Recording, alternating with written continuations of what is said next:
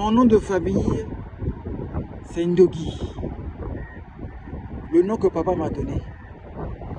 Mais figurez-vous, à l'école primaire, j'ai souffert avec ce nom parce que je suis congolais. Et pour les Congolais, d'après la perception européenne, Ndogi veut dire sorcier. Mais ça n'a rien à voir avec ma lignée. Ça n'a rien à voir avec mes origines.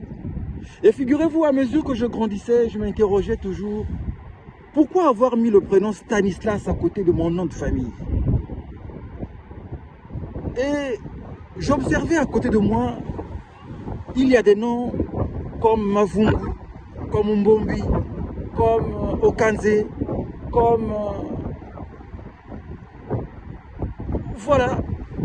Et à côté de ces noms de famille, ces noms africains, vous trouvez toujours des prénoms européens, comme Pascal, comme Lydie, comme Dieudonné, comme Jean-Jacques, comme Romaric, comme Evelyne.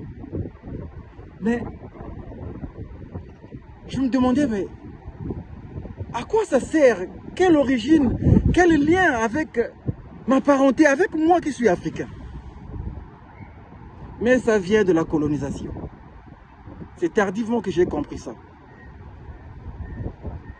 Parce que il y a un monsieur chez nous à l'époque dont on disait qu'il n'avait pas de prénom parce qu'il s'appelait Mungunga Nkombongila. Les gens s'interrogeaient, mais ce monsieur n'a pas de prénom. Et comme d'ailleurs également son Excellence, l'ancien président de la RDC, Mobutu Sese Seko Wazabaka, qui à l'époque s'appelait Joseph, qui après avait compris qu'il fallait enlever ce Joseph. Mais pourtant le prénom ne veut pas dire un nom européen. Le prénom c'est ce qui précède le nom. Donc si tu t'appelles Mungunga Nkombongila, ça veut dire que ton prénom c'est Mungunga. Si tu t'appelles Mobutu Sese Seko, ça veut dire que ton prénom c'est Mobutu. Mais à l'africaine, lorsqu'on t'appelle Mungunga Nkombongila, tu as tout un problème. À l'administration, on dira, monsieur, quel est votre prénom? Je m'interrogeais toujours, je me posais des questions de savoir pourquoi mon accent, pourquoi moi, lorsque je parle, je ne parle pas comme un Européen. Et encore récemment, sur la toile, on critique le président Diomaye Faye, le président sénégalais, son excellence. Parce qu'il ne s'exprime pas comme Macron, par exemple.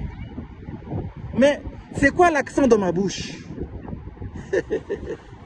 L'accent veut dire que j'ai été colonisé, mais la serpillère n'est pas passée partout. Parce que c'est beau de parler comme un Camerounais. C'est beau de parler comme un Gabonais, comme un Ivoirien, comme un Congolais. Parce que l'accent, c'est un drapeau. Lorsqu'un Gabonais parle, on voit le drapeau. Lorsqu'un Camerounais parle, on voit le drapeau, justement. Mais pourquoi venir arracher cet accent? C'est la façon dont mon père parlait. C'est moi. J'ai été colonisé, oui.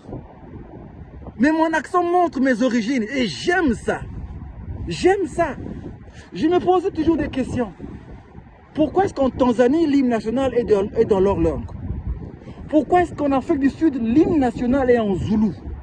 Pourquoi est-ce que moi qui suis congolais de Brazzaville, l'hymne national ne peut pas être en lingala, soit en mulukutuba?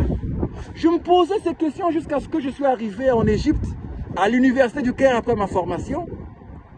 Parce que là, j'ai abordé l'étude des langues qui fait le rapport avec la culture et la société, qu'on appelle la sociolinguistique.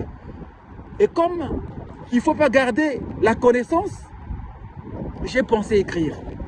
Parce que écrire, c'est déposer une expérience, une connaissance, une mémoire dans une forme qui reste.